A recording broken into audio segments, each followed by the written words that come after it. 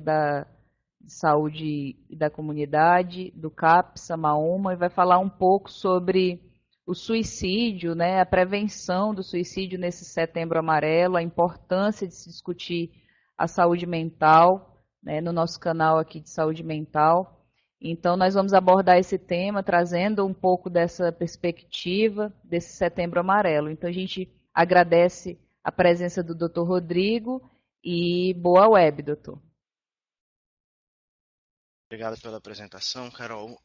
Queria, antes de começar a falar, agradecer ao Núcleo de Apoio ao Suicídio que a gente tem aqui na nossa capital, tá? Que eles ajudaram consideravelmente na confecção dessa apresentação. E, em figura especial, André Vilas Boas, que me cedeu boa parte do material para poder me embasar e fazer de uma maneira mais adequada para os profissionais de saúde em geral, tá? Vamos lá, começar um pouquinho. Se a gente hoje for pesquisar a primeira denominação que a gente encontra sobre o que é suicídio, a forma mais literal e que vai aparecer no site de pesquisas é o ato de intencionalmente causar a própria morte. Mas a mensagem e a explicação que eu quero passar para vocês aqui, a visão que eu quero passar para vocês aqui, vai muito mais além dessa visão literal, né, dessa denominação tão rápida e sintética que está aí. O suicídio, ele é um fenômeno complexo, tem múltiplas facetas, várias interações interferem, influenciam, que levam o indivíduo a cometer o ato em si. Fatores biológicos, genéticos, psicológicos, todos giram em torno disso, né? Por exemplo, algumas pesquisas relacionadas a fatores biológicos, quando dosaram níveis séricos de pacientes com tendências, com pensamentos suicidas ou pacientes que tentaram cometer o ato mesmo, encontraram níveis de triptofano e de serotonina bem menor do que nas outras pessoas. Genéticos, é interessante que casos em que compararam, por exemplo, gêmeos, que ao nascer foram separados ou adotados por famílias diferentes, eles desenvolveram pensamentos e ideações suicidas mesmo sem conhecer um ao outro. Religião, a gente sabe que existem algumas religiões que o suicídio até é uma salvação, é até uma maneira de conseguir um benefício. Então, ele tem essas facetas diferentes e a gente hoje vai focar como a gente pode tentar compreender melhor essa pessoa que está passando por esse sofrimento, por essa necessidade, tá? Uma pergunta que muitos fazem é: uns cometem suicídios e outros não. Às vezes a gente tende a comparar, a ser egoísta e comparar a tendência, uh, o padrão de vida de alguém, né? Às vezes alguém que está numa situação teoricamente boa, financeiramente, socialmente, comete suicídio, e alguém às vezes que está numa situação pior, como a perda de um parente, uh, uma, um, uma pobreza, acaba não comete o suicídio. Aí é uma pergunta que se faz bastante por quê? Essa entra aí a questão da resiliência, que é um grande questionamento e ainda é foco de estudo. Então, essa pergunta do porquê umas sim e outras não é algo que a gente ainda não tem resposta. O que a gente vai focar aqui e tentar passar para vocês é que a maioria desses pacientes que tentam ou cometem ou pensam suicídio, esse ato pode e deve ser prevenido, tá? Antes da gente partir para as maneiras de como abordar esse paciente, da epidemiologia em si, esses três conceitos têm que estar na cabeça de vocês, até para a gente poder avaliar esses pacientes. Eles devem ser avaliados e devem ser levados em conta para poder a condução adequada do caso, tá? Primeiramente, ideação suicida. O paciente tem apenas alteração no conteúdo do seu pensamento, tá? As ideias podem ir e vir, e ele pode trazer algumas vezes algumas falas. Não quero viver, preferi estar morto. Em alguns casos mais leves, o paciente pode não se pronunciar dizendo, quero morrer, mas ele pode até dizer termos como, por exemplo, Eu, pai, se eu estivesse andando no meio da rua e se um caminhão passasse por cima de mim, tava bom. Essas, esse desejo de autodestruição, mas não a elaboração do plano, ele ainda está apenas na ideação, ou seja, na formulação do pensamento. Quando o paciente já tem aquele plano elaborado, a estrutura do pensamento está mais embasada e ele de fato provoca ou tenta provocar a própria morte, ou comete o ato de provocar a própria morte, tentar a própria morte, em que pode acontecer um dos dois desfechos, que é a morte em si, ou não provocar a morte, quando acontece a tentativa de suicídio, é o que a gente caracteriza tentativa de suicídio. E o suicídio consumado é quando o paciente vem a vias de fato de cometer o ato de atentar pela própria vida e dar fim nela. Tá? Por que falar de suicídio? Porque falar sobre um tema que muitas vezes é tão polêmico e que leva muitas pessoas a travarem, a não abordarem. O suicídio é um fenômeno crescente no Brasil e no mundo. Alguns dados que eu trouxe para poder elucidar para vocês. No mundo, 1 milhão de óbitos por ano é por suicídio. Em média, 3.000 pessoas por dia. Geralmente é uma morte a cada 30 ou 40 segundos. O perfil antigamente das tentativas de suicídio eram de pessoas idosas, geralmente a partir dos 60, 70 anos. Hoje está acontecendo cada vez mais uma migração para essa faixa etária aqui, ó, de 15 a 35 anos. E mais recentemente, nós estamos vendo casos mais extremos. Já cheguei a atender crianças com 12 anos com tentativa de suicídio, 10 anos com tentativas de suicídio. Então, é um fato que está ocorrendo cada dia mais, é um fato que está batendo em nossas portas e que os serviços de saúde têm que estar atentos para eles. Tá? Como diz aí, como tem no slide também, no ano, o número de homicídios, acidentes, o suicídio supera por as tentativas, as mortes ocasionadas por acidente de transporte, guerras e conflito civil. Tá? Quando a gente muda o panorama para o Brasil, a média são 27 mortes por dia. Nós estamos entre os 10 países que mais registraram os números de mortes por suicídio. E existe uma estimativa que as tentativas chegam a ser 10 a 20 vezes maiores que os atos consumados. Uma tentativa a cada 3 segundos, aproximadamente. Nós temos um fenômeno, e isso nos alarma ainda mais. A gente acabou de falar que o Brasil está entre os 10 países que mais consumam o suicídio e tem mais tentativas. E nós temos um fenômeno nosso registro como profissional de saúde, que foi evidenciado no pronto-socorro aqui local, né, que era o ponto de referência para pacientes em crises ou até mesmo de acidentes automobilísticos, coisas assim. E o que foi verificado? Os pacientes estavam lá no registro, por exemplo, que eles chegavam no pronto-socorro por um trauma, por uma ferida por arma de fogo, por uma ferida de arma branca, a queda de altura, queimadura, esses fatores aí citados para vocês. E quando foi feita uma pesquisa mais a fundo com esses pacientes e conversado com eles, na verdade, essa intoxicação, esse acidente de trânsito, essa arma de fogo, não foi um acidente, não foi uma coisa que aconteceu ao acaso. Na verdade, foi uma tentativa de suicídio.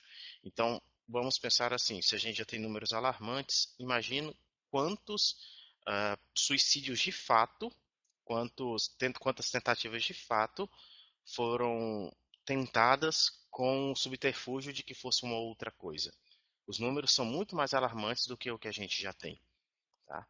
Então, a gente tem que abordar, a gente tem que entender o suicídio da sua maneira complexa o máximo possível, porque os números já provam que em locais em que tem uma rede mais estruturada, uma atenção em saúde mais estruturada, uma atenção primária em saúde principalmente mais estruturada, os números caem. Tá? Isso aqui é só para mostrar para vocês, tá? Dados coletados diretamente do Sinan. Olha como ao decorrer dos anos aumentou consideravelmente a curva.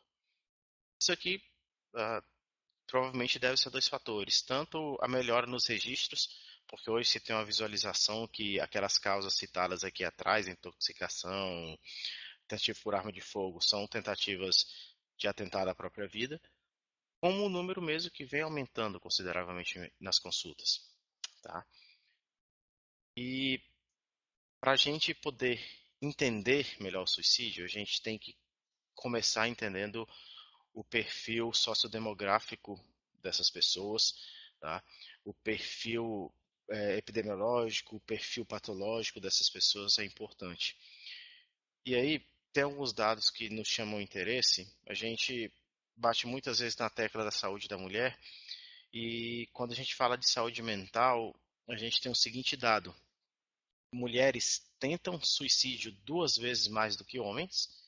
Isso é comprovado aqui por esse slide, por esse gráfico que a gente tem, ó, dá aproximadamente o dobro, tá, de tentativas. E o homem consome o ato de fato 3 a 4 vezes mais do que as mulheres. Nós temos aqui um gráfico de taxa de mortalidade de suicídio por sexo e idade. Está um pouquinho cortado, mas no vermelho mais escuro, tá, são os homens.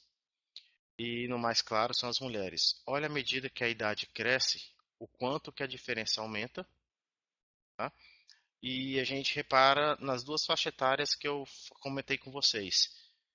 15 a 35 anos, que se corresponde a esses dois gráficos aqui, são onde tem os maiores picos, tá? Nós somando os dois aqui, nós teríamos aproximadamente 15, e os de 60 a 75 anos seriam de 14. Então, as duas faixas etárias de risco são jovens de entre 15 e 35 anos e idosos acima dos 75, homens. Tá? Lembrando, mais uma vez, que nós temos hoje o suicídio em crianças começando a aparecer. Tá? Então a gente tem que estar atento muitas vezes àquela criança que está com um comportamento um pouco estranho, que está um pouco diferenciado, ela pode sim estar elaborando um pensamento suicida. Continuando os fatores sociodemográficos e ambientais. Estar casado, eu até brinco com os leitores, né, com os ouvintes às vezes, que estar casado é um fator protetor. Tá? Ah, são coisas diferentes. Quando a gente olha na literatura, estar casado está associado a maior índice de transtornos mentais, mas para a questão da proteção em relação ao suicídio, ele é um fator protetor. Porque uma coisa que a gente evidencia na prática, um sentimento, uma descrição que a gente evidencia na prática é que a solidão muitas vezes é um fator de risco. E quando você está casado, a solidão geralmente não está do seu lado, né? Você está sempre com seu companheiro, mas tanto que em pessoas divorciadas, viúvas e solteiras, o risco é maior, tá?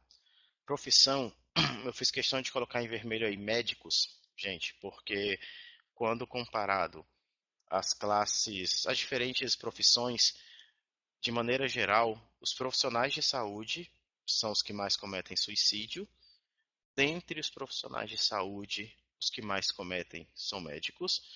E dentre os médicos, os que mais cometem são os anestesistas. E a gente faz o paralelo. E dentro dos médicos que menos cometem são os médicos de família e comunidade. Tá? E aí a gente faz o paralelo da questão da solidão que a gente mais comentou. Uma maneira que é debatida amplamente nos estudos é que para prevenir o suicídio, uma rede social é importante. E a gente sabe que é profissional de saúde, que muitas vezes a gente deixa de viver o, a pessoa, a gente deixa de ser o Rodrigo, a gente deixa de ser a Paula, deixa de ser o João e passa a ser o médico, passa a ser o enfermeiro, passa a ser o assistente social. E isso nos suga, isso nos cansa e leva ao isolamento e é que muitas vezes leva ao suicídio. Né? E aí a gente faz o paralelo com os anestesiologistas que das classes médicas, se a gente parar para pensar, é que tem uma menor interação social, tanto com o paciente quanto com outros profissionais médicos. Tá? Já o médico de família e comunidade, gente, contato com a comunidade direto é um fator protetor. Desemprego. Olha, o que os estudos comprovam é que não é a cronificação do desemprego, não é uma crise só. Por exemplo, há muito tempo a pessoa está desempregada. Não é isso que muitas vezes que leva ela a cometer suicídio, mas é a perda do emprego em si. Quando a pessoa, o paciente, passa por aquela frustração de perder o emprego, é quando muitas vezes ele tenta o suicídio. A migração, tá? Não é a migração em si, não é mudar de uma cidade para outra que leva à tentativa de suicídio, mas são os problemas que decorrem da migração. A pobreza, as habitações precárias, a perda do suporte social, às vezes quando você muda de um canto para o outro, a sua família fica lá, né? E isso faz com que essas expectativas não sejam preenchidas e levem o paciente muitas vezes a tentar suicídio. Como se vocês fizeram um paralelo, eu vim comentando sobre algumas reações das pessoas, né, como por exemplo em relação à migração, à perda do emprego, que são o que a gente chama de estressores da vida, que são os fatores ambientais, tá? Ah, Quando a gente analisa isso, é bom a gente ter esses fatores em mente, esses acontecimentos em mente, porque de fato a tentativa de suicídio está relacionada com alguns acontecimentos que são refletidos no dia a dia na vida da pessoa. Então, assim, o paciente que tentou ou que cometeu suicídio, geralmente nos seus 3 meses anteriores, ele passou por algumas das situações que está aqui nos slides, né?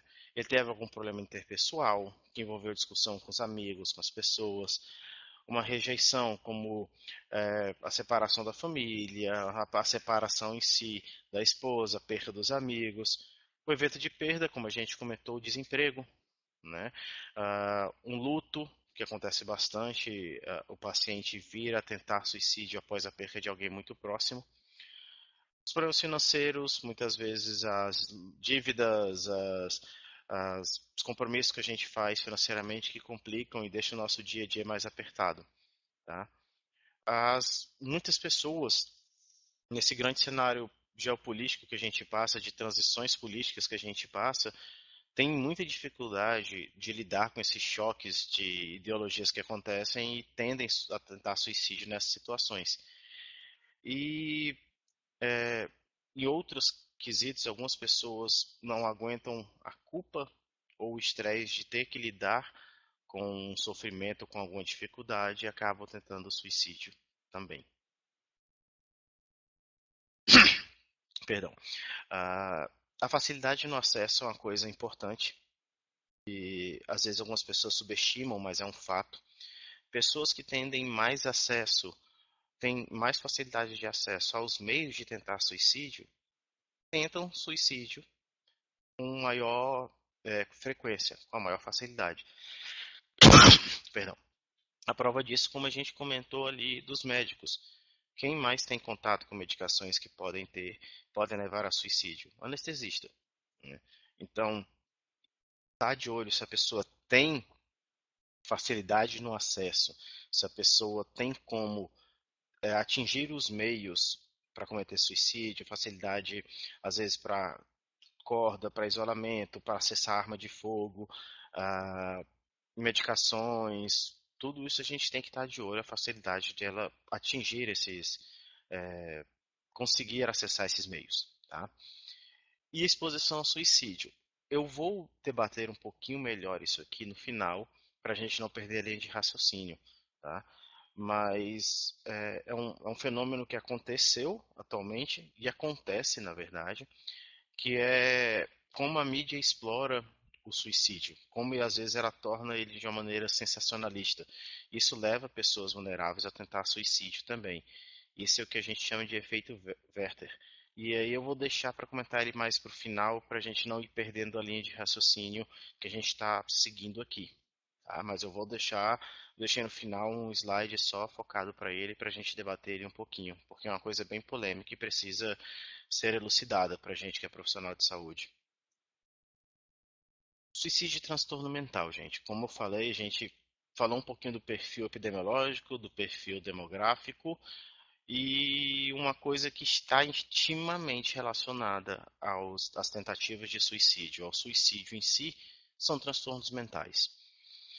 Alguns estudos comprovam que em casos em que acontece o êxito do suicídio, ou seja, que o paciente conseguiu tirar a própria vida, em 80 a 100% desses casos, de fato, existe um transtorno mental. Tá? Ou seja, aqueles pacientes que morreram por suicídio, provavelmente tinham algum diagnóstico de sofrimento mental. E na grande maioria das vezes, eles estão relacionados aos transtornos de humor.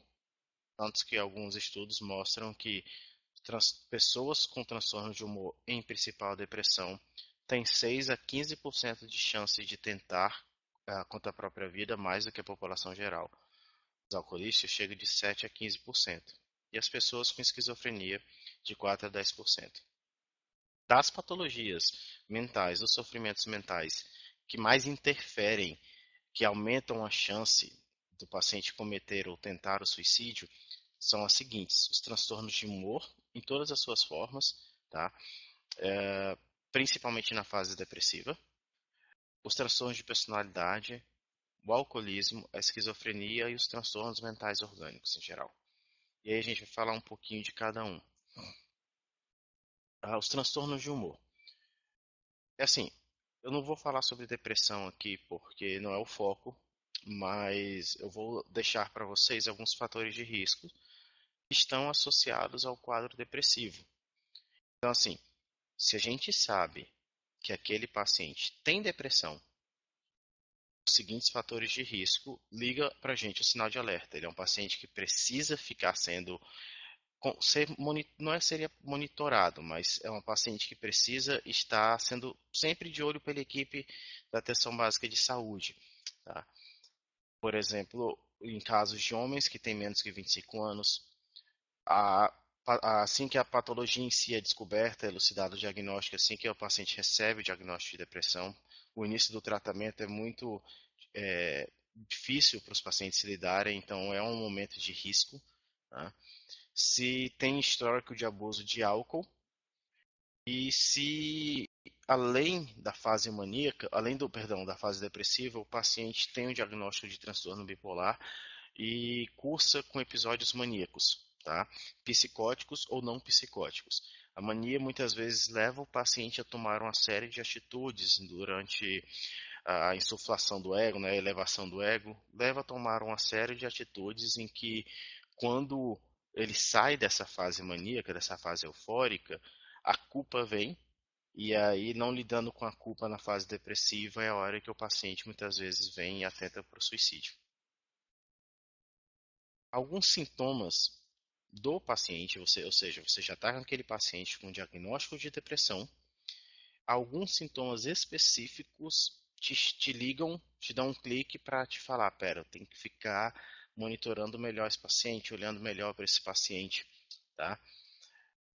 E são esses sintomas. Se o paciente, além do quadro depressivo, os sintomas mais prevalentes nele são a insônia, a negligência com os próprios cuidados, se tem um agravo da depressão, como o caso de uma depressão psicótica ou uma própria bipolaridade, se ele começa a evoluir com déficit de memória, agitação psicomotora ou ataques de pânico. Se o paciente depressivo que vocês acompanham tem esses sintomas, é um paciente que vocês precisam estar sempre de olho, sempre avaliando, sempre estar monitorando, porque é um paciente que tem um risco de tentar ou desenvolver pensamentos suicidas. Tá? Agora, falando do alcoolismo. Quando você já tem um quadro de alcoolismo instalado, alguns fatores de risco você tem que estar de olho nesse paciente. A precocidade com que se iniciou o alcoolismo, a história crônica do uso de alcoolismo, quando existe um alto nível de dependência, ou seja, esse é um paciente que não bebe só final de semana, mas é aquele paciente que todos os dias está sempre bebendo. Quando existe um humor depressivo aí, não a depressão, gente, o humor depressivo são coisas diferentes. Ou seja, aquele paciente muito negativista, muito para baixo, que nada vai dar certo, que nada que nada se instala na vida dele. Esse é um humor depressivo, um humor negativista. Quando, além do alcoolismo, está associado a um baixo desenvolvimento no trabalho. A, histórica, a história familiar de alcoolismo, isso é uma coisa que a literatura preconiza bastante, não é só o fato da pessoa usar o álcool, beber o álcool de uma maneira exacerbada. A maioria dos pacientes, para não dizer todos, que tentaram o suicídio, ou que desenvolvem a ideação suicida, ou cometem um ato, eles têm um histórico familiar de alcoolismo. Já é uma família que é alcoólatra, já é um pai, a mãe, avô, tio, já é um histórico familiar de alcoolismo. Não é geralmente só o paciente que é, leva, que é alcoólatra, que faz uso abusivo de álcool, e aí o paciente. Voltando, gente, teve uma queda de luz e aí caiu o sistema, mas vamos voltando. Como eu estava no raciocínio falando que geralmente esse paciente, só recapitulando, esse paciente ele já tem um histórico familiar de alcoolismo, não é ele sozinho que já faço uso de álcool, bebo bastante e tento suicídio. Não é assim. A família tem um histórico de uso abusivo de álcool também. Tá? E em pacientes que têm um histórico de alcoolismo, tá? É muito comum em perdas ou fenômenos disruptivos muito bruscos o paciente vir a tentar suicídio. Como muitas vezes a gente sabe, esses pacientes que de fato fazem uso abusivo de álcool e até as pessoas em geral bebem para esquecer os problemas, né? E esses pacientes, quando fazem esse uso abusivo, o fazem para esquecer os problemas também. Dá um apagão no seu sofrimento. Como aqui é só reiterando o que eu falei, tá?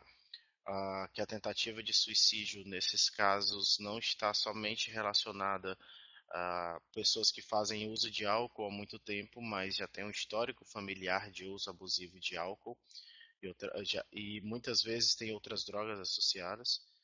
E um paciente que vocês têm que estar atento, por isso eu coloquei aqui em vermelho, é se a gente já tem o diagnóstico de depressão e esse paciente faz uso abusivo de álcool. Esse paciente é uma bomba relógio, por assim dizer, é um paciente que precisa que vocês estejam atentos, porque o risco de suicídio nesse paciente é aumentado consideravelmente.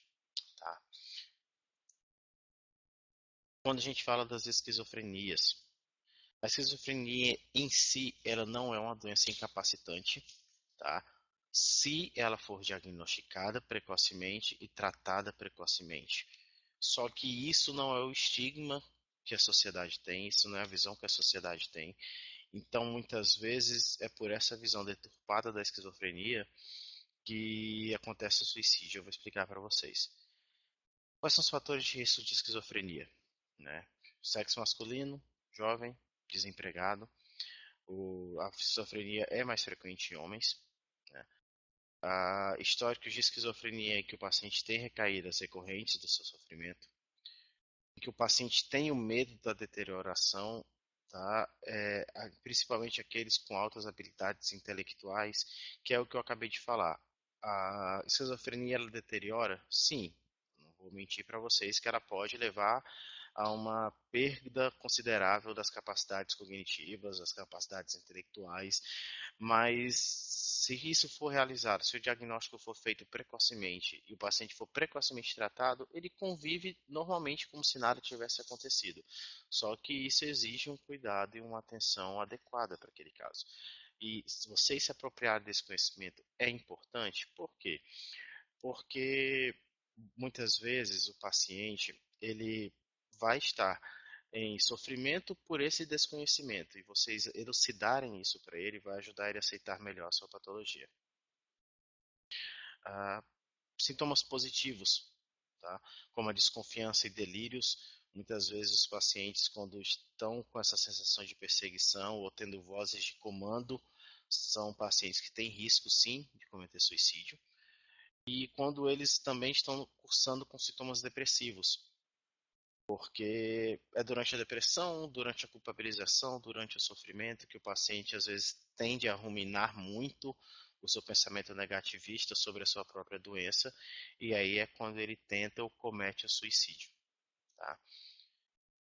Momentos de alerta na esquizofrenia são momentos em que o paciente tem a maior propensão a cometer suicídio e a gente tem que estar de olho. Tá? Nos estágios iniciais da doença, que é assim que o paciente recebe o diagnóstico, ele não tem uma orientação às vezes adequada e aí eles ficam confusos, perplexos, achando que vão ficar incapazes, incapacitados, não vão mais trabalhar, vão perder toda a sua razão de viver, por assim dizer, e aí eles tentam o suicídio. No início da recuperação, porque por mais que esse paciente esteja melhorando e ele enxerga isso, ele consegue reparar que ele está melhorando, ele tem medo do que está lá na frente, do que está por vir. Ele se sente vulnerável, a crise, muitas vezes a esquizofrenia levam a crises, a delírios que são traumatizantes. Os pacientes não lembram, mas algumas situações ficam guardadas ali na memória, eles às vezes acessam essas situações guardadas e isso os torna mais vulneráveis. Eles ficam com medo da patologia e isso faz com que eles, no início da recuperação, possam vir a tentar suicídio. Na recaída, é, no início do tratamento é muito comum o paciente ter recaídas.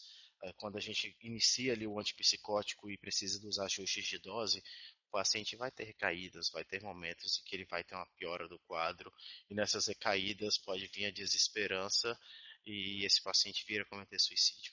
Tá? E logo depois de um alta hospitalar. O paciente, depois de uma crise muito pesada, muito intensa, que trouxe muitos traumas para ele pode vir a reagir de uma maneira muito negativa, não aceitando aquela consequência, aquela evolução do quadro dele, e aí sim vir a tentar suicídio. Os transtornos de personalidade. O transtorno de personalidade borderline e o antissocial são os que geralmente estão mais associados ao risco de cometer suicídio. O paciente borderline geralmente ele é muito impulsivo, e como a gente vai ver ali na frente, a impulsividade é um dos estados em que o paciente que tenta suicídio mais vive, ele está ali naquele limite.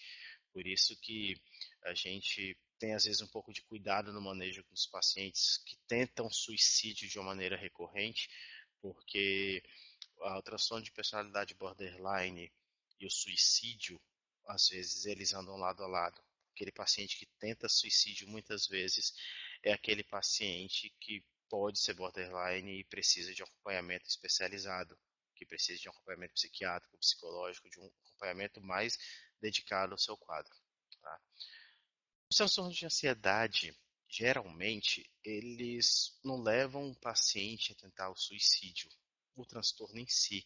O que acontece é que, quando eles não estão controlados, esses transtornos de ansiedade muitas vezes são incapacitantes. Por exemplo, um paciente que não está num tratamento adequado para síndrome do pânico, ele vai ter ataques de pânico diariamente. Isso vai incapacitar a vivência diária dele, isso vai incapacitar as relações sociais dele, e isso leva a um quadro depressivo muitas vezes, porque eu sempre brinco que os transtornos mentais são amiguinhos, eles sempre andam de mão dadas, um puxa o outro. Um paciente depressivo tende a desenvolver uma ansiedade, um paciente ansioso tende a desenvolver um pânico e assim vai. Então, muitas vezes essa incapacitação do quadro, essa evolução, faz com que ele venha tentar suicídio. E no toque, quando ele está bem agravado, o paciente passa a viver o toque. O paciente com toque, ele acaba mesmo de viver, ele para de viver para começar a viver única e exclusivamente a patologia. E essa vivência única e exclusiva da patologia faz com que o paciente, por diversas vezes, venha a desenvolver um quadro depressivo e aí por então, vias de fato, vir a cometer o suicídio. Doenças físicas. O suicídio não só está relacionado a doenças mentais. A gente falou ali atrás, quando o fator falou de fatores de riscos, fatores ambientais, que a incapacidade é uma condição que muitas vezes leva o paciente a elaborar pensamentos suicidas, a pensar em suicídio. E algumas doenças físicas, eles trazem isso mais à tona, de uma maneira mais frequente, de uma maneira mais pesada para o paciente. as doenças neurológicas em geral, né, a epilepsia, porque apesar de hoje a epilepsia ser uma doença que em 99, 95, 99% das vezes ela é perfeitamente tratável se o paciente fazer uso regular da medicação, ela é de uma patologia que tem um estigma social muito grande. É muito comum nos consultórios, você já deve ter ouvido, o paciente chegar e falar que é incapaz de fazer as coisas porque tem epilepsia. E é esse estigma social muitas vezes que leva o paciente a tentar suicídio por se recluir socialmente, por achar que não pode ter uma vida, entre aspas, normal, tá? Um trauma medular ou craniano ou até mesmo um AVC, que a gente sabe que leva a uma incapacitação, como aperto dos movimentos dos membros e tudo, o paciente com esse choque muitas vezes pode vir a tentar suicídio. Quando o paciente recebe o diagnóstico de câncer, o fato de ele ser homem, estar no início do diagnóstico, às vezes naqueles 5 anos iniciais do tratamento, tá? Ele tende a ter ele é mais propício a vir a cometer suicídio. E no caso de HIV, tá? Em jovens, e assim que eles têm a elucidação diagnóstica naquele momento, assim, naqueles meses subsequentes a que ele recebe o diagnóstico, é quando ele tem mais chances de vir a tentar suicídio. Algumas condições crônicas que limitam parcial ou completamente a vida do paciente, que é a diabetes, a esclerose múltipla, algumas lesões renais, hepáticas ou gastrointestinais e doenças nos ossos da articulação. Então, se vocês repararem, gente, a gente vem comentando isso ao decorrer da apresentação, tá? A, a frustração e a decepção estão sempre muito relacionados, a incapacidade estão sempre muito relacionados nas situações em que leva o paciente a tentar suicídio. E aí a gente vai para uma segunda parte. A gente falou sobre fatores de risco, fatores externos e outros fatores que podem vir a influenciar o paciente a cometer suicídio. E é importante você ter eles em mente, porque na avaliação do paciente com suicídio, como proceder com esse paciente, vocês precisam ter os conceitos que a gente conversou na mente, né? Bem na pontinha da língua para a gente poder avaliar esse paciente. Tá? Vamos lá. Alguns sinais de alerta, aquele paciente que estava uma vida tranquila, que nunca apresentou nenhum sintoma de nada, nenhuma manifestação de nada, e ele começa, às vezes, algumas alterações do comportamento, como mudança no padrão de sono, no padrão alimentar, aquele paciente que aconteceu uma perca recente, tá? Seja de um familiar próximo, seja de uma mãe, de um pai, é aquela pessoa que muitas vezes era uma pessoa amigável, gentil e começa a ser uma pessoa extremamente irritada, uma pessoa isolada socialmente, que se torna apática. Essas pessoas que começam a pensar em suicídio tendem a querer resolver as coisas logo. É um padrão de alguns pacientes que tentam suicídio, eles têm aquela sensação que eles têm algumas coisas para resolver, então eles começam a fazer isso aqui, ó. Tá? Organizar os documentos, escrever testamento, deixar cartas de despedida, tá? Isso são atitudes muito comuns desses pacientes. E aí, essas pessoas, quando vocês visualizam ou conversam com elas, elas começam de uma maneira súbita a falar de suicídio, a ter esses sentimentos de solidão, impotência, desesperança. E esse comportamento, como eu falei, mais isolado socialmente, afastado da sociedade. Ou seja, a pessoa, a gente sempre fala assim, que ela dá, às vezes, ela pode não chegar no primeiro momento e falar, eu quero me matar. Mas, pelo que esse quadro mostra aí para vocês, ela dá uma série de sinais, sinais clássicos, sinais claros, na verdade, palavra adequada, sinais claros de que ela está pensando em suicídio, ela está em sofrimento e ela precisa ser observada. Esse aqui é um quadrinho, porque assim, gente, nada substitui uma conversa empática, uma escuta qualificada, uma, um atendimento adequado ao paciente. Tá? Só que às vezes a prática clínica ajuda muito. quando a gente atende muitos pacientes com ideações e pensamentos suicidas, a gente faz isso no automático, né? A gente já avalia o paciente, a gente atende empaticamente, consegue fazer as coisas de uma maneira humana e natural, porque já vira prática. Mas isso no início às vezes é um pouco complicado. Então eu coloquei esse quadro para vocês para ajudar a vocês elucidarem o diagnóstico e de acordo com o que vocês avaliarem do paciente, vocês conseguem estratificar em alto, moderado e baixo. Existem várias escalas de relação a tentativas e pensamentos suicidas, mas essa aqui é uma das mais comuns, tá?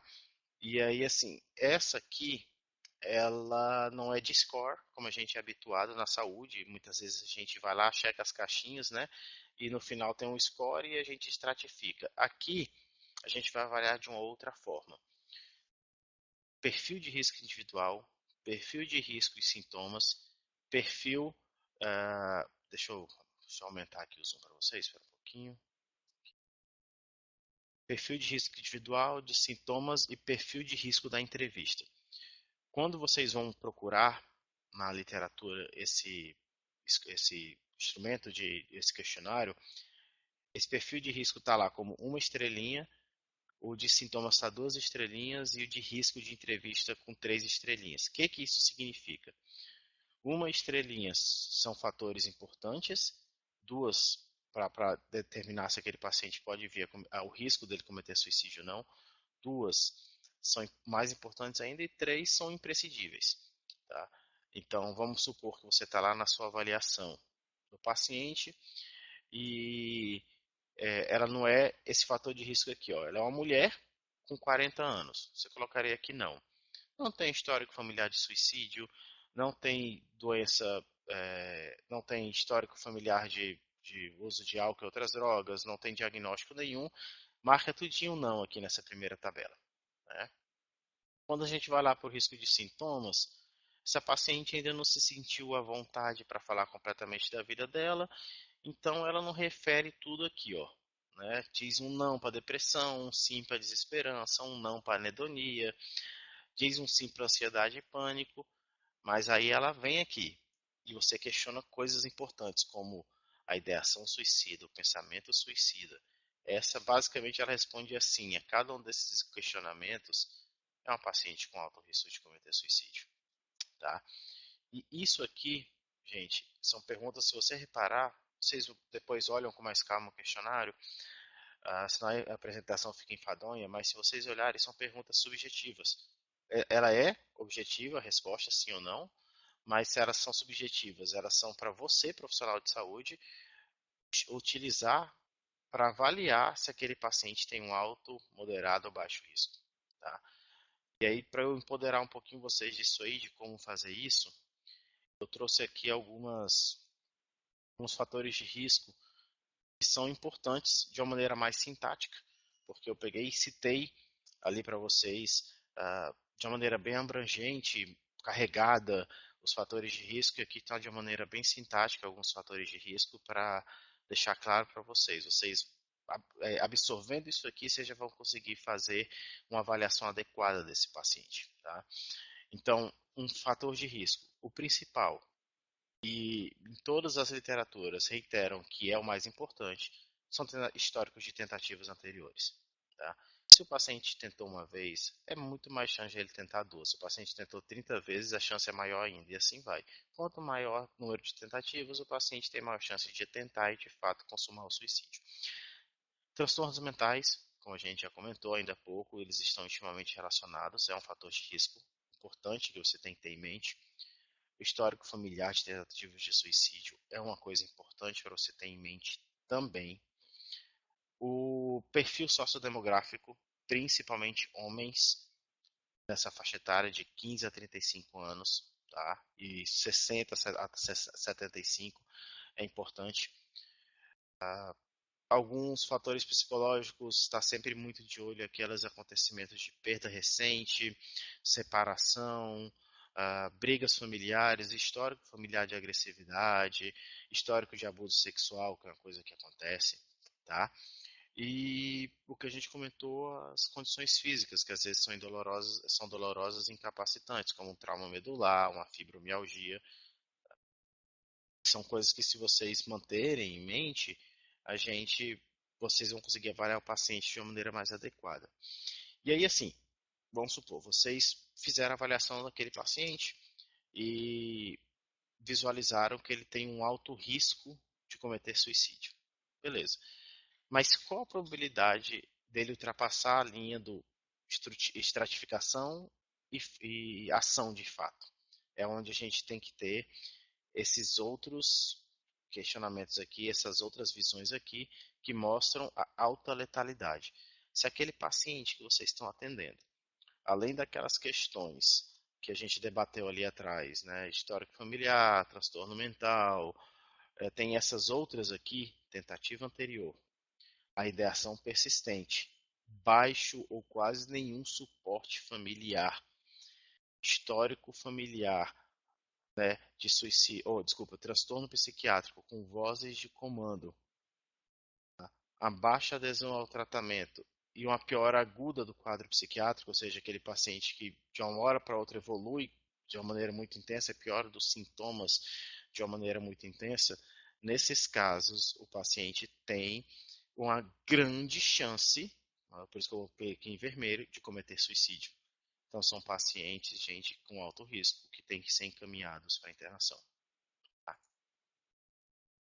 Aqui eu botei de uma maneira sintática o que fazer em cada caso, e eu vou explicar para vocês de uma maneira mais abrangente um pouquinho mais na frente, mas de uma maneira geral, pacientes com baixo risco, são aqueles pacientes que têm a ideação, têm o pensamento, que a gente elaborou lá em cima, qual a diferença nisso aqui, ideação e pensamento, tá? Mas eles não têm um plano. Então, o que a gente faz muitas vezes é avaliar, encaminhar para acompanhamento ambulatorial. Pacientes com médio risco são aqueles que têm ideação e planos, mas muitas vezes são aqueles pacientes que falam assim para você, não, doutor, até penso em me matar, mas eu não sei quando. Eu quero me matar, será, daqui uns 6 meses, quando tal coisa acontecer. Eles estratificam datas, então são pacientes que, quando você formula um vínculo adequado com esses pacientes, eles vão falar para você abertamente. E aí, nesses casos, encaminhar para o ambulatório ou, em casos mais extremos, internação, e aqueles com alto risco, que é o que a gente acabou de comentar, da questão da letalidade, tem que ser internação imediata. Tá? Quando, às vezes, a gente fica em dúvida, né? Poxa, esse paciente parece ter um médio risco, esse paciente parece ter um alto risco, e aí eu botei mais alguns fatores aqui que vão ajudar vocês a decidir se interna ou não interna esse paciente, se o paciente tem um alto risco de cometer suicídio ou não. Então, se o paciente tiver ausência de recursos extra-hospitalares, ou seja, pouco suporte familiar ou social, quando você já tem uma família que tem um desgaste de porque aquele paciente às vezes já tentou suicídio outras vezes, é um paciente que dá problema, é um paciente que faz uso de álcool e outras drogas, então tem um desgaste familiar associado. Ah, aquele paciente que, por exemplo, tentou a primeira vez suicídio tomando 10 comprimidos de dipirona, já na terceira vez que tentou suicídio foi por enforcamento, na quarta foi tomando veneno, ou seja, você percebe que esse é um paciente que vem tentando cada vez mais de maneiras mais graves, é um paciente que tem que ir para internação também. Quando o paciente tem esse discurso, isso aqui é muito importante, gente, recusa do paciente em fazer planos futuros. Isso é uma coisa muito pesada no discurso do paciente. Quando você tem um paciente com ideação suicida, em que ele se recusa a sonhar, se recusa a comentar do próprio futuro, se recusa a escutar planos para o próprio futuro, esse paciente é um paciente com alto risco de cometer suicídio, então tem que ser internado. Tá? Isso aqui, incongruência entre a história do paciente e uma fonte de objeto confiável, uma fonte objetiva confiável. O que acontece é o seguinte: por mais que muitas vezes vocês tenham um vínculo bom com o paciente, por ele estar tão desesperançoso consigo mesmo, tão é, determinado a tirar a própria vida, ele vai mentir para você. Isso pode acontecer. tá? Não se achem péssimos profissionais. Isso pode acontecer porque o paciente desistiu de si mesmo, por mais que você tente. E por isso que a gente sempre aconselha, né, em consultas de saúde mental, a gente escuta o paciente, e em segundo momento a gente chama o familiar para a gente escutar, com ou sem o paciente junto. Principalmente nesses casos de tentativa de suicídio ou histórico de tentativa de suicídio. E aí a síndrome psicótica, tá? Com alucinações e delírios, muitas vezes esses pacientes, nesse caso, se já não chegar com agitação psicomotora, as alucinações dele podem sim também interferir e levar às vozes de comando que fazem o paciente cometer suicídio, tá? Quando o paciente tem uma perca do nível de consciência, perca do senso crítico, são pacientes que precisam de internação mais imediata, como aqueles casos por intoxicação e delírio, tá? E o paciente já está no quadro, já tem um quadro histórico psiquiátrico de mania e psicose, e esses pacientes, quando estão em franca mania, quando estão em psicose, geralmente a medicação via oral não vai fazer um efeito imediato, então a medicação intravenosa é mais necessária nesses casos. Então, se vocês tiverem dúvida se internar ou não o paciente, se vocês levarem em conta esses outros quesitos aqui, vocês vão chegar a essa conclusão de maneira mais fácil, tá? Bora lá. Como ajudar alguém com risco de suicídio?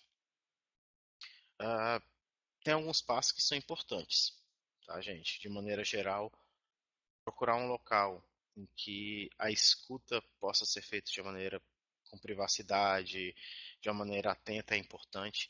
É muito ruim você estar na sua UBS, no seu consultório, fazendo um atendimento e tá gente batendo na porta, e tá gente incomodando. Por quê? Falar sobre suicídio, comentar sobre suicídio pro paciente, muitas vezes, é algo muito pesado. Ele sente-se envergonhado, ele tem medo de ser julgado, ele tem medo de ser apontado o dedo. Então, naquele momento que ele está abrindo o seu coração para você, é um momento em que ele precisa ter a sensação de que vai ser escutado de uma maneira empática, de uma maneira tranquila, sem interrupções, tá? E importantíssimo, tenham em mente que um paciente com ideação ou pensamento suicida precisa de tempo de consulta, tá? Tem essas três coisas em mente. Mas assim, como assim ouvir atentamente? A escuta qualificada é um ato, né, uma ação do profissional de saúde que muitas vezes é difícil da gente fazer. A gente tem uma formação que nos orienta a resolver o problema, ouvir o problema, tacar a solução e pronto, manda o próximo embora, que é a nossa conduta curativa. Mas isso com paciente suicida, você vai conseguir afastá-lo. Com paciente de saúde mental, você vai conseguir afastá-lo. Então, você pode seguir algumas técnicas, você pode seguir algumas orientações que vão te ajudar a ter uma escuta qualificada, tá? Aqui deveria ser como deve ser, tá, gente? Foi falha de digitação aqui. Passos que você deve seguir para que aquele paciente sinta-se confortável na sua entrevista, na sua escuta. Ouvir atentamente, entender os sentimentos da pessoa, demonstrar empatia é uma coisa extremamente importante. Pacientes não subestimem, não subestimem. Já vi muita relato de paciente que não quis mais conversar com a pessoa pelo olhar. Os pacientes em sofrimento mental, eles são extremamente sensíveis. Eles têm uma sensibilidade muito maior do que a nossa. Então, eles conseguem sentir de você se você está com preconceito ou não no atendimento deles. Tá? Não achem, até aqueles que estão em franco surto psicótico, muitas vezes eles conseguem diferenciar aquela pessoa que está ali com o intuito de ajudar ou aquela pessoa que está ali com o intuito de julgar e apontar o dedo. Então, a empatia é uma via muito importante que precisa ser elaborada nos profissionais que vão, de fato, realizar os atendimentos em saúde mental, principalmente de casos de tentativa de suicídio. Tá? As mensagens não verbais, que é o que eu falei, um cruzar de braços, um olhar, um posicionamento de mãos, tudo isso faz diferença na hora da consulta. Tá? Aqui, gente, por favor, respeito pelas opiniões e valores das pessoas. É muito comum um profissional de saúde cometer a gafe de falar, mas você tem uma vida maravilhosa. Não achem que não é só pessoa na rua, não. O profissional de saúde faz isso também. Tá? Você tem uma vida maravilhosa. Não sei por que você está pensando isso. Entenda que não é você que está passando, é ele. O seu papel ali é respeitar a vontade, o pensamento dele, por mais que você não concorde. Tá? Tem que mostrar-se preocupado e atento com o sofrimento deles, isso é importante. Como eu falei para vocês, eles vão sentir isso e foca nos sentimentos da pessoa. Não é você que está ali para falar sobre você, sobre os seus sentimentos, sobre sua maneira de pensar, mas é o que a pessoa tem a trazer para você. Isso é muito mais importante, tá? Como não deve ser, gente, interromper muito. Eu sempre costumo falar que esse é um momento de escutar, como o nome já diz, escuta qualificada. Você deve ouvir e deixar o paciente falar, falar bastante e dar atenção. Os seus momentos de interrupção, eu até brinco assim, você só deve abrir a boca para perguntar, para ele falar ainda mais. Ou seja, para você elucidar melhor como você vai seguir naqueles casos. Tá?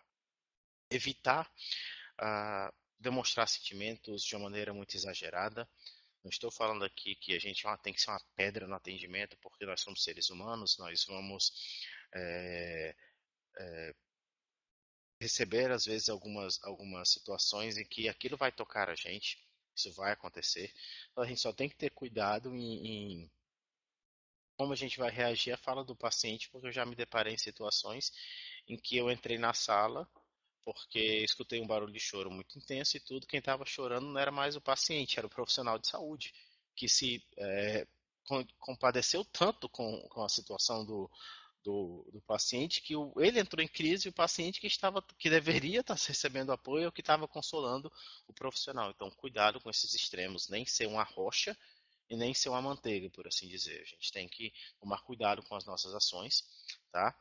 Cortar o paciente, dizer que está ocupado, que não pode ouvir no momento, de uma maneira muito ríspida, claro, a gente às vezes tem outras demandas nas unidades de saúde e a gente precisa obedecê-las, mas fala de uma maneira empática, fala, olha, eu vou te atender, aguarda só um pouquinho, isso é importante, tá? Entenda, os pacientes se sentem inferiorizados, sempre, e aqueles com ideação suicida ainda mais. Então, cuidado nas expressões para eles não se sentirem piores ainda. Tá? Isso é importante. Os comentários invasivos e pouco claros, as perguntas indiscretas, que são aquelas assim, mas você tem uma vida tão boa, você não ganha mesada X, você não tem um marido assim, a sua vida não é isso, seus filhos são maravilhosos, essas colocações indiscretas atrapalham consideravelmente o processo, tá? Eu já vi um caso e isso acontece bastante, tá?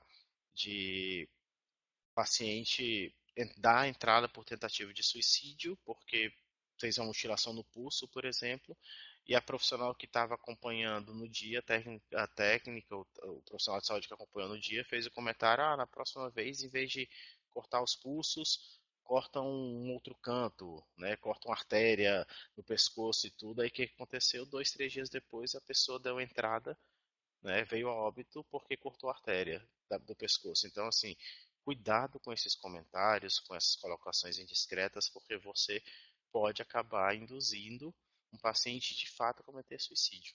Tá? De maneira geral, se vocês tiverem esses preceitos aqui instituídos, vocês vão conseguir atender esse paciente da maneira que ele merece. Ouça com cordialidade, trate com respeito, empatia com as emoções e cuidado com o sigilo.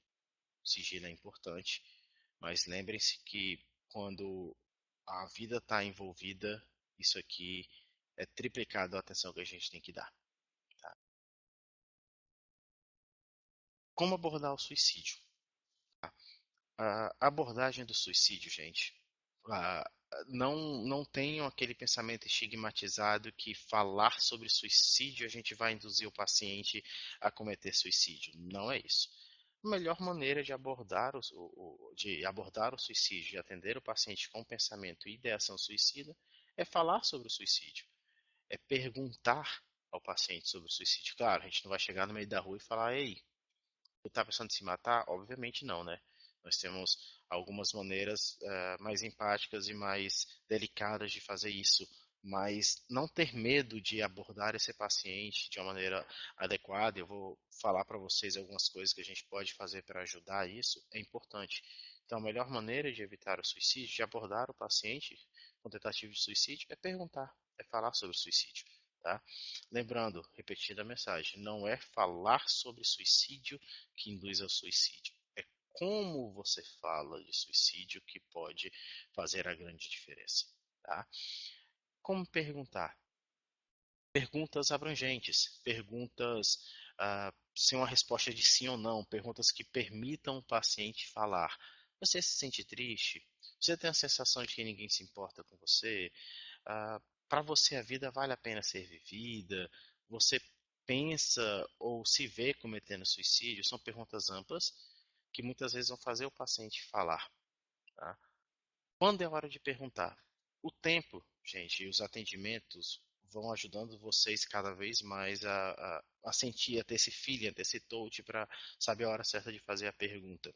Mas de maneira geral, nesses três momentos, você consegue é uma boa hora para você fazer a pergunta para o paciente, tá? Quando você vê que ela está se sentindo compreendida, quando você perceber que a pessoa está se sentindo confortável em falar dos seus sintomas, geralmente o paciente, quando está com um pensamento ou falando sobre os seus sintomas, ele não se sente à vontade, ele está mais retraído, mais fechado, mais isolado. À medida que ele vai se soltando, ele vai abrindo mais a expressão, ele vai se ficando mais comunicativo. Então essa é uma boa hora de você tentar fazer as perguntas que eu citei. E quando ela começa a comentar isso aqui, ó, falar sobre os seus sentimentos negativistas, solidão, desamparo, são pensamentos, é um bom momento para você tentar abordar essa pessoa, que ela está mais suscetível e mais aberta ao diálogo. O que perguntar? Na hora da abordagem, gente, é a hora que a gente está avaliando o paciente. A gente comentou ali atrás sobre os critérios de risco, sobre o alto, baixo, alto, médio e baixo risco de cometer suicídio, e a gente, como profissional de saúde, a gente aborda muitas vezes esse paciente para avaliá-lo. Isso é importante. Então, o que perguntar, o que focar na hora da entrevista, na hora da consulta, é importante. Então, isso aqui, ó, descobrir se a pessoa tem um plano definido para cometer suicídio, tá? Tem dois exemplos de pergunta que a gente pode usar, que é importante. Isso aqui é uma coisa muito importante que, como a gente comentou ali atrás, ajuda a elucidar muitas vezes se aquele paciente tem um médio ou um alto risco de cometer suicídio, tá? Então, assim, você fez algum plano para acabar com a sua vida? Você tem ideia de como fazê-lo? Outra coisa importante é, ele falou que sim, então vamos para o próximo passo. Essa pessoa, você descobrir se ele tem os meios para cometer o suicídio, tá? Às vezes a pessoa elabora o plano, não tem os meios, beleza. Mas se a pessoa elabora o plano e ela tem os meios, é muito mais arriscado. Já teve casos em que, por exemplo, durante a entrevista eu peguei a lâmina do paciente. A minha colega Andréia, ela sempre comenta que em alguns casos ela fez o paciente até o carro entregar a corda que estava no carro para ela. Então, assim, descobrir se o paciente tem pílulas, armas, inseticida ou outros meios são importantes, e garantir que ele não tenha mais acesso a esses meios nesse momento, principalmente, é extremamente importante. E descobrir se fixou uma data, gente. Tem pessoas, se você conversa franca e abertamente com os pacientes, eles vão falar para você: olha, estou programando tal dia cometer suicídio. E de fato, se vocês não estiverem atentos, eles vão falar sobre isso, eles vão cometer naquele dia que eles disseram sim, tá? Manejo. Vocês fizeram a abordagem do paciente, vocês entrevistaram o paciente, agora vocês têm que manejar para poder conduzir esse paciente. Antes de simplesmente tomar uma atitude, eu quero que vocês tenham em mente aqui o paciente com um estado depressivo, ou desculpa, com um estado com um pensamento suicida, ele sempre vai referir essa tríade. Em algumas literaturas eles colocam que na verdade são os 4 Ds, né, que eu coloquei como uma tríade porque a gente já falou de depressão. A tríade é desesperança, desamparo e desespero. O quarto D, que é como algumas literaturas referem à depressão, como a gente já falou aqui lá em cima sobre depressão, eu resolvi deixar só a tríade aqui, tá? Mas vocês podem encontrar desse outro jeito que eu comentei. E aí, esses três, né, sentimentos levam o paciente a esses três estados. Ambivalência é importante, vocês têm que ter em mente que assim, o paciente que quer cometer suicídio, ele quer viver. Na grande maioria das vezes, para dizer quase todas, para não dizer todas, o paciente não quer morrer. Ele quer dar fim ao sofrimento dele. Ele quer acabar com aquela dor, com aquela angústia que ele sente. Então, tenham em mente que esse paciente não quer só morrer. Então, ele está numa guerra interna. Um lado dele diz para ele morrer, para acabar com o sofrimento, e no outro é a luta e a necessidade de se manter vivo para buscar uma felicidade. Então, vocês terem ideia de que ele está lutando contra isso, contra esse desejo de morrer, e se vocês usarem isso durante a consulta para orientar o paciente, vocês podem tirar ele da crise. Tá? Impulsividade, que foi aquilo que a gente abordou sobre a questão do borderline, por isso que borderline às vezes e tentativas múltiplas de suicídio estão perto umas da outra, né? É, a tentativa de suicídio por si só ela é impossível. Ela é um sentimento. O paciente com pensamento suicida ele está munido de impulsividade. Tá? Então é muito comum de naquele momento, se você conter a impulsividade daquele momento, aquela atitude, aquele pensamento daquele momento, você consiga conter a crise.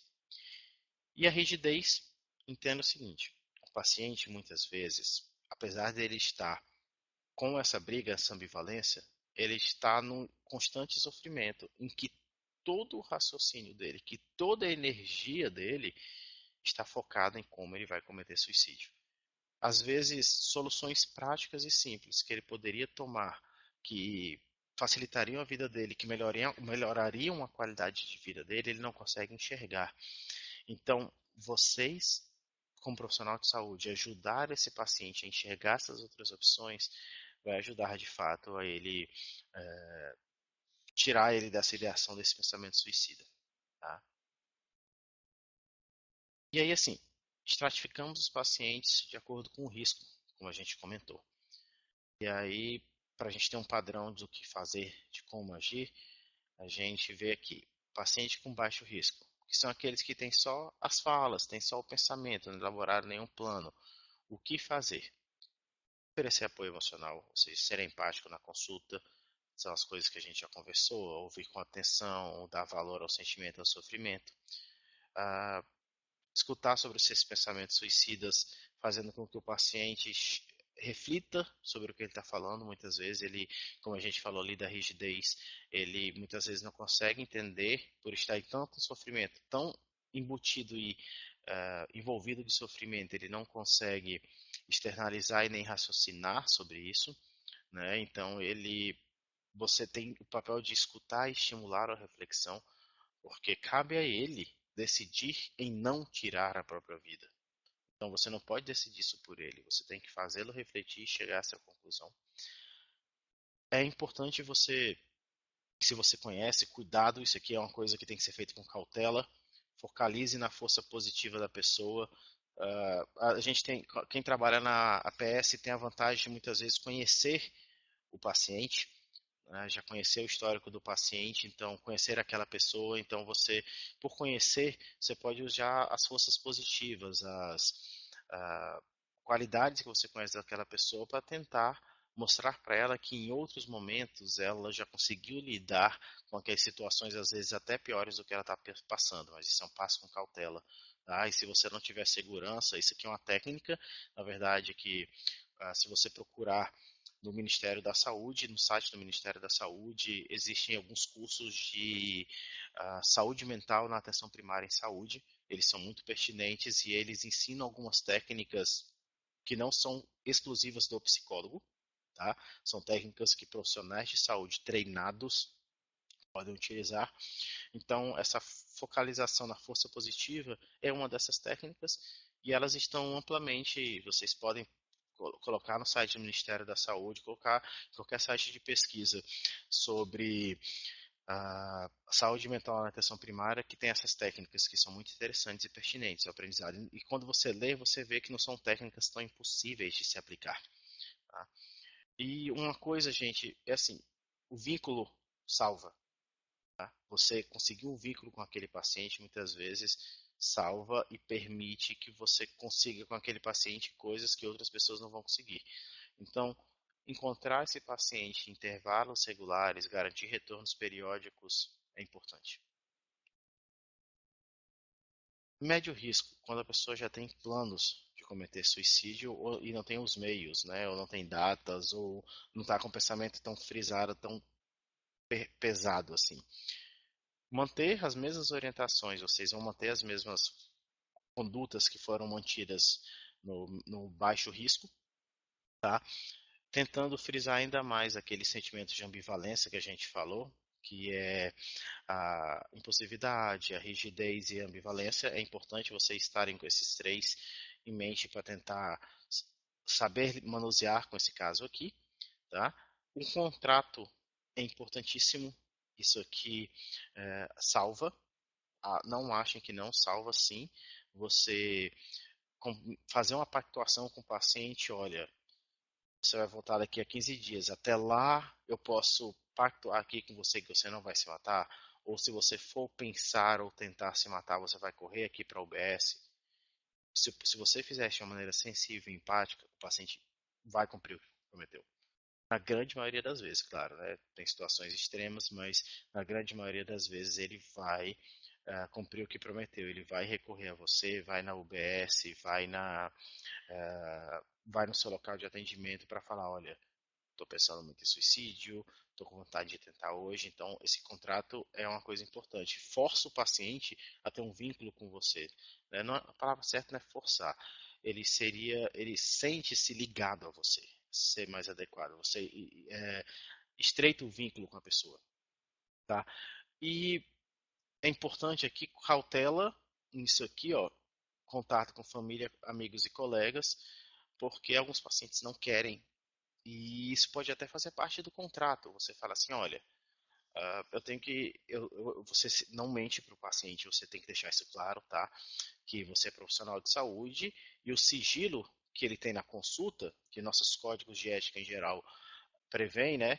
Ele tem esse sigilo até o momento que uma vida está envolvida. Nós somos permitidos, né, se a vida estiver em risco, a gente quebrar esse sigilo. Mas nesse caso aqui, então, muito cuidado. Tentar convencer o paciente a falar com os familiares é importante. Tá? E se você ver que não, colocar isso no contrato. Acha um jeito de comunicar aos familiares, porque só você sozinho, profissional de saúde, não vai, como a gente já viu ali em cima e conversou, uma rede de apoio é importante para esse paciente. Já aqueles com alto risco, tá? Que são aqueles que já têm a ideação, o pensamento, o plano, data, tudo certinho, tudo na ponta do lápis, com todos aqueles critérios de letalidade que a gente conversou, com todos aqueles riscos que a gente conversou, muito cuidado na condução desses casos e algumas ações são necessárias. Naquele momento, garantir que a pessoa não fique sozinha, tentar remover os objetos como facas, pílulas, armas são importantes para esse paciente não estar acessando isso com facilidade, tá? O contrato é importante e garantir a hospitalização, tá? Informar o familiar e garantir a hospitalização desse paciente são coisas importantes. Encaminhando o paciente. Gente, muitas vezes você não vai simplesmente abandonar esse paciente. Muitas vezes não. Deixa eu corrigir o que eu falei. Você não deve abandonar esse paciente. O vínculo, ele está instituído. Isso não significa que ele vai ser rompido. Isso é importante você falar para o paciente, você sentar com esse paciente, explicar por que que você está encaminhando ele, por que que você está referenciando ele para um serviço de saúde mais especializado, para um hospital, para um psiquiatra que às vezes precisa. Isso é importante você falar isso de uma maneira clara e bem concisa para o paciente, para ele não se sentir abandonado. Tá? Esclarece para esse paciente que ele vai para esse profissional, mas quando ele sair da sua consulta ou internação, ele vai voltar com você sim, para você escutá-lo, para você ouvi-lo, para você garantir que esse acompanhamento seja adequado, porque muitas vezes o paciente vai com outro profissional, mas se ele fez o vínculo inicialmente com você, você vai ser a referência para essa pessoa. Então não perca esse vínculo, não perca esse contato, que pode ser a grande diferença no tratamento dessas pessoas, tá? Falei bastante, comentei bastante. A gente está cada vez mais chegando aqui em alguns detalhes finais que são importantes, tá? Da mesma maneira que eu sintetizei que como avaliar esse paciente, eu sintetizei aqui também coisas que você deve e não deve fazer. Se você olhar esses slides que eu comentei dessa questão da sintetização, se você absorver pelo menos isso, você já vai conseguir dar uma abordagem bem adequada aos pacientes, e uma avaliação e um manejo bem adequado a esses pacientes. Então, de uma maneira sintática, o que fazer? Ouvir, mostrar empatia, ser afetuoso e dar apoio, levar a sério o que o paciente fala, sempre perguntar sobre tentativas anteriores, saber manejar a questão da ambivalência, a questão da impulsividade, da rigidez, tentar ganhar tempo, porque o contrato, é como eu comentei para vocês, o contrato é uma coisa importante que vocês têm que sempre fazer com esses pacientes, ajuda bastante, ganha tempo, ajuda a manter aquele paciente vivo por mais tempo, sim, tá? Achar outros pontos de apoio emocional, às vezes o paciente não tem uma amizade muito boa com os pais, mas tem um vizinho, um amigo que é o referencial para esse paciente, é importante, às vezes, você até chamar essas pessoas para consulta, tá? Sempre remover os meios, se for possível, ou seja, evitar que o paciente esteja com facas, canivetes, orientar os familiares que não deixem esse paciente perto disso, tá? É, e se, como a gente comentou, se o risco for grande, se for eminente, você garante estar perto da pessoa. E não fazer? Não ignore a situação. Não subestime, não julgue, não culpabilize a pessoa. Não dá aquele tapinha nas costas e fala, vai ficar tudo bem, isso é besteira, não se preocupa com isso, tá? Desafiar a pessoa. Isso é uma coisa muito errada que já vi profissional fazendo, de falar, você não vai fazer isso não, você não vai cometer suicídio não. Eu duvido que tu cometa suicídio. Não são coisas saudáveis de se falar. A gente já se sente afrontado. Agora imagine um paciente com sofrimento, com ideação suicida, tá? Falsas garantias, ou seja, promessas de que, olha, vai ficar tudo bem, vai ficar tudo tranquilo, não se preocupe. Eu sempre tomo muito cuidado nas minhas consultas e falar assim, olha, eu não posso garantir para você que todos os seus problemas vão se resolver, mas eu posso garantir para você que a gente nós juntos vamos melhorar as coisas que acontecem com você, te ajudar a enfrentar de uma maneira mais adequada. Então, não fazer promessas ou jurar segredo, lembra aquilo que eu comentei para você do segredo. Se o paciente, você tem que deixar claro para o paciente que ele está protegido pelo sigilo, mas se o risco de morte acontecer, se ele tiver risco de o paciente cometer suicídio de uma maneira iminente, você deve abrir mão desse sigilo e prezar pela vida do paciente. Tá? Isso aqui, gente, não vou comentar. Vocês têm a opção de baixar aí a apresentação e aí vocês podem olhar. É um sumário, um resumo do sintoma, avaliação e ação mais adequada com o paciente, tá? Para ajudar. Muitas vezes, esse aqui é aquela impressãozinha que a gente pode deixar lá naquela mesa do consultório para facilitar, para a gente poder seguir o passo a passo e avaliar o paciente. Eu acho que é bem interessante, vocês podem ver aqui, ó, tá? Que a gente coloca, ele rapidinho coloca o risco de suicídio, o sintoma mais prevalente, a avaliação que a gente faz do paciente e o que fazer, tá? Esse aqui eu coloquei porque muitas vezes tem colegas que me perguntam o que fazer com o paciente, passo medicação, não passo? É assim, primeiro você tem que ter segurança. Se você tiver segurança para passar a medicação, passe. Mas se você não tiver, melhor você referenciar um profissional especializado. De qualquer maneira, algumas orientações ficam de alerta para os profissionais de saúde que observarem isso aqui, ou para os médicos que observarem isso aqui que eu vou falar agora. Evitem prescrever benzodiazepínicos e tricíclicos para paciente com ideação suicida. Botem uma coisa na cabeça. Não achem que o paciente de vocês não vai pesquisar, porque ele vai. Ele sabe qual medicação que vai fazer ele dar certo para ele se matar e qual que não dá certo. Você pode ter certeza absoluta. Entendeu? Eu já tive paciente, porque eu não prescrevo nem tricíclico nem benzodiazepínico para paciente com ideação suicida. Para paciente com transtorno mental grave em geral, eu não prescrevo. E eles já falaram para mim certa vez, um chegou brincando na outra consulta e falou: doutor, o senhor é bem espertinho, né? É, o senhor não passou nenhum remédio que eu possa me matar. Tá vendo? O paciente chegou e falou isso para mim. Não foi eu que falei para ele, não. Então eles sabem, sim.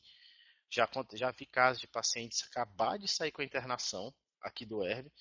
O médico que o avaliou prescreveu um benzodiazepínico tricíclico.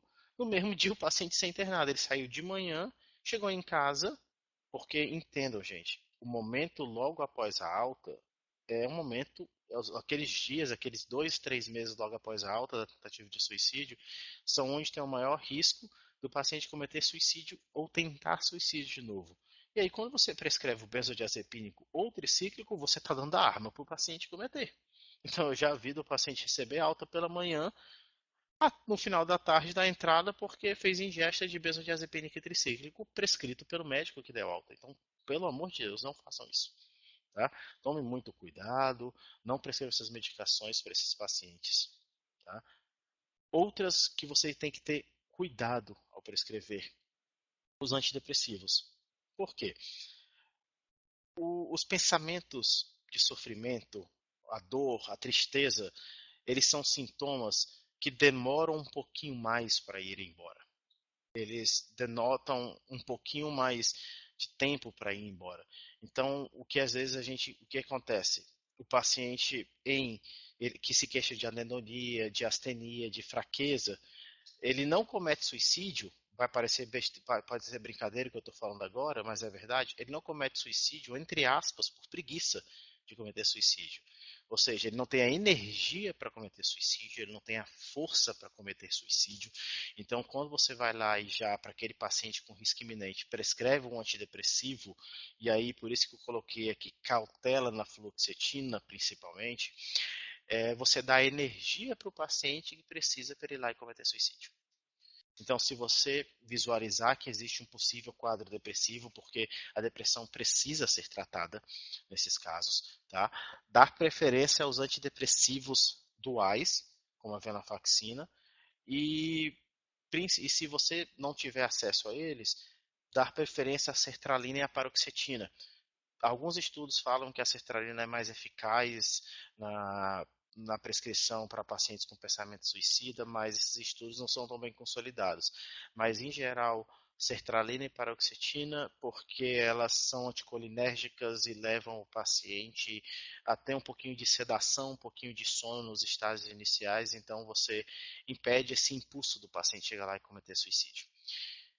Gente, cuidado aqui também, porque como eu falei para você, cuidado na prescrição dessas medicações, porque o paciente, como eu comentei para vocês, que tenta suicídio muitas vezes, às vezes é um borderline.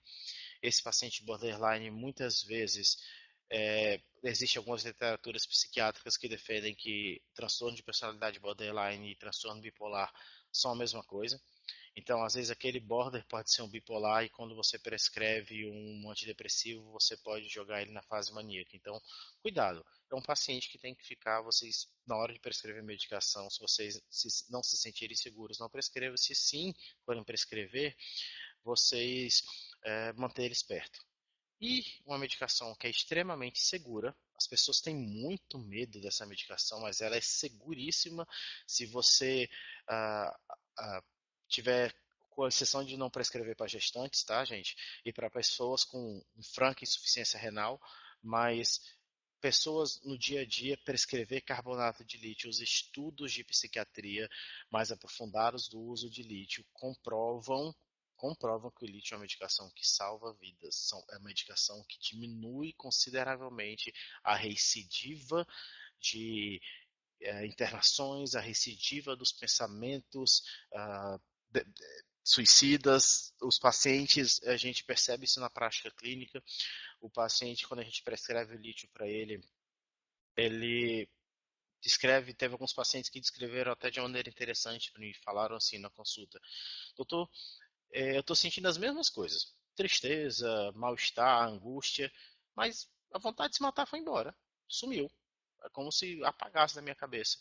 E isso é o lítio. Não se sabe qual é o mecanismo, a farmacocinética, a farmacologia que o lítio age para retirar esse pensamento, mas se sabe que o lítio tem esse efeito, sim, em ajudar a retirada do pensamento suicida, tá? E o lítio, mas o grande medo das pessoas é que o lítio ele é nefrotóxico, ele é patotóxico. Gente, a litemia, que é a que serve para dosar o lítio, ela só deve ser pedida e quando você passa mais de 900 miligramas dias de lítio, tá? 900 miligramas dia geralmente é a dose que a gente usa para pacientes bipolares. Para paciente com ideação suicida, você vai ficar em 300, 600 miligramas dia no máximo. Então, você está usando aí com a margem de segurança legal, tá? O lítio. Fato versus ficção, tá? Os pensamentos, isso aqui é para a gente quebrar alguns preconceitos que às vezes estão enraizados na gente, a gente não repara, tá? Ficção, a gente tem muito essa fala, pessoa que pensa no suicídio não fica falando ou não ameaça, vai e faz. Isso aqui é a ficção. O fato é que a maioria das pessoas que cometeram suicídio avisaram, comentaram que iriam. Quem quer se mata mesmo. Essa é a ficção. O fato é que a maioria das pessoas que tentam se matar vivem naquela ambivalência que eu comentei para vocês. Suicídios ocorrem sem avisos. Mentira. O fato é que o suicídio, muitas vezes, o paciente dá ampla indicação de que querem cometer suicídio. Quando a literatura, você vai pesquisar na epidemiologia do suicídio, mostra que aquele paciente que cometeu ou tentou suicídio já teve umas 2, 3 consultas médicas nos meses anteriores.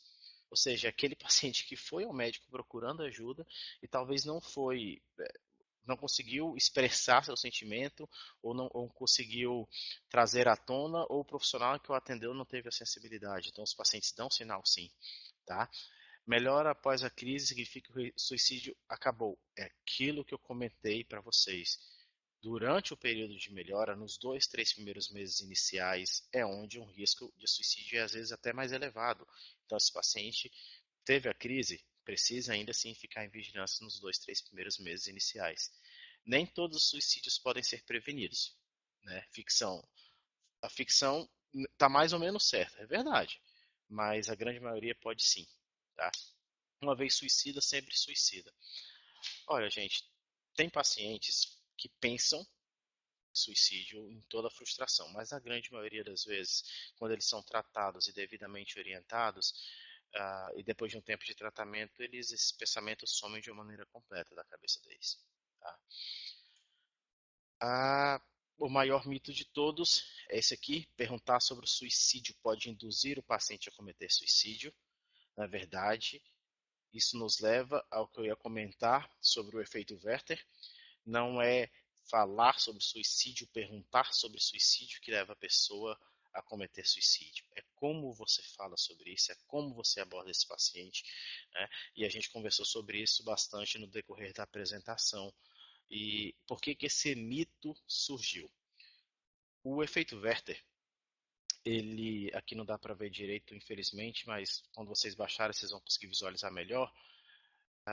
Ele tem esse nome devido a uma fábula literária do ano de 1774, chamada Os Sofrimentos do Jovem Werther.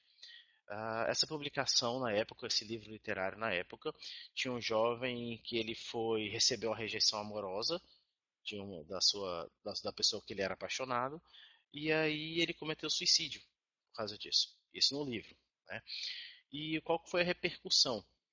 Esse livro, por ter sido muito sensacionalista, muitos jovens começaram a se vestir exatamente da forma que o personagem principal foi descrito e cometiam suicídio.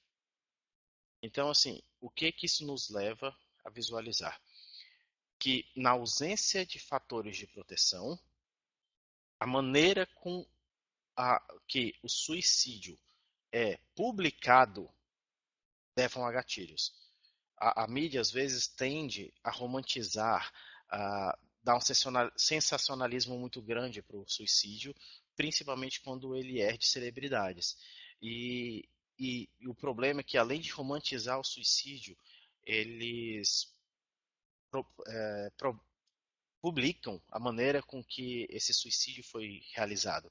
E quando isso acontece, é quando o efeito Werther vem acontecer. Pessoas que estão suscetíveis tendem a cometer suicídio da mesma maneira que, que a celebridade ou que o que foi comentado na mídia cometeu também. Tá? A OMS ela tem recomendações para evitar que esse efeito Werther aconteça. Em alguns países, por exemplo, a Dinamarca, ela tem restrições ainda mais pesadas. Na Dinamarca, praticamente é proibido publicar qualquer matéria sobre suicídio. O suicídio é uma coisa que não é comentada em jornais, em revistas, salvo situações excepcionais. Na Alemanha também tem restrições muito pesadas.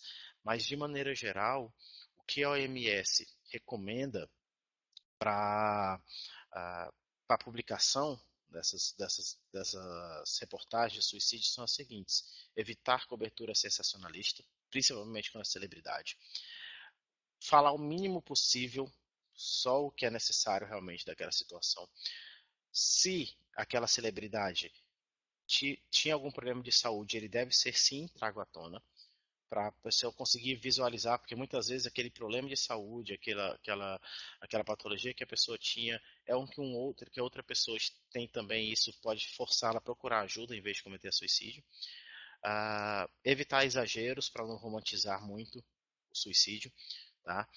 Fotografias do falecido, as cenas do suicídio, colocar com detalhes como que foi feito o suicídio, tá? E nunca falar dele de uma maneira simplista, como se fosse uma coisa simples e tranquila. Aqui, gente, eu coloquei algumas coisas que vocês podem referenciar para os pacientes de vocês, para familiares, para a comunidade, que é o Centro de Valorização à Vida. Tem todos esses meios de entrar em contato com o Centro de Valorização à Vida para ajudar as pessoas, tá? Essa aqui é uma das linhas também de atendimento. Para profissionais de saúde, essa apresentação que eu fiz foi baseada nesses manuais. Eles são manuais muito importantes, traz muita informação, tá? Mais detalhada, mais explicada do que eu falei. Eles estão, se vocês digitarem em qualquer site de pesquisa sobre esses manuais, com esse título vai aparecer para vocês baixarem de forma livre e gratuita a distribuição. Algumas cartilhas de suicídio que ajudam vocês às vezes a distribuir na UBS. Livros para pacientes, para familiares, para a escola, que a escola tem que estar junto nesse processo também. Tá? É muito comum hoje em dia uma sala toda tentar cometer suicídio, uma coleguinha começa com mutilação, a outra colega segue, então a escola tem que estar junto nesse processo. Tá? Essas aqui são as referências, gente. E a mensagem final que eu deixo para vocês, antes de abrir para perguntas, é a seguinte: para a prevenção do suicídio acontecer, para a gente poder ajudar esses pacientes, a gente tem que estar em rede, apoiando essas pessoas juntamente com atendimento interdisciplinar e multiprofissional. Só assim, como os estudos já comprovam, a gente vai conseguir prevenir o suicídio e ajudar essas pessoas de uma maneira mais eficaz. Beleza? Eu acho que a gente tem um tempinho ainda para perguntas, não tem? Então, vamos deixar aí. Isso, gente. Agora a gente abre um espaço para dúvidas, possíveis dúvidas, interação com o palestrante. Então, vocês podem utilizar essa parte aqui do bate-papo para mandar possíveis perguntas e interagir, tá bom? A gente deixa um espaço aberto para que haja essa interação.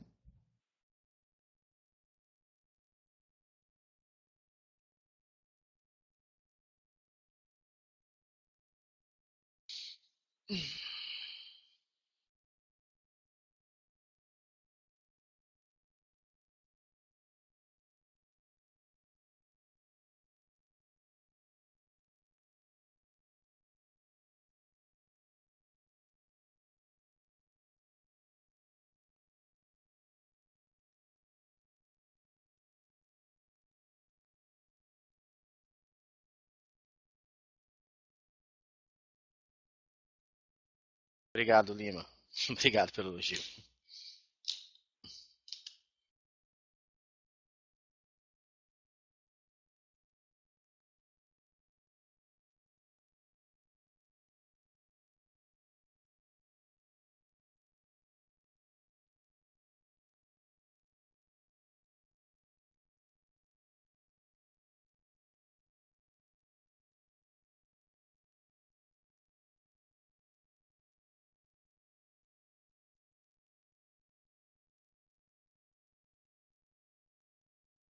Sim.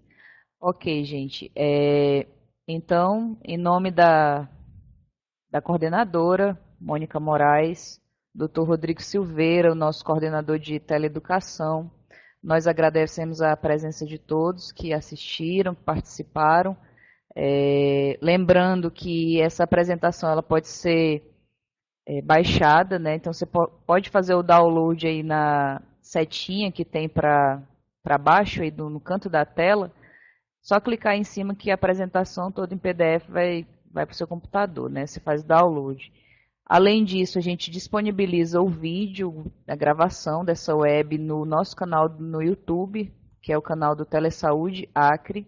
Lá, todas as webs que nós já tivemos e as que nós teremos, né, assim como essa do Dr. Rodrigo Dourado, ficam disponíveis no nosso canal. Então, assistam, baixem os vídeos, divulguem, né? Além disso, nós temos o nosso site, o telesaude.ac.gov. Lá a gente divulga todas as informações das próximas webs, né? As nossas visitas aos municípios.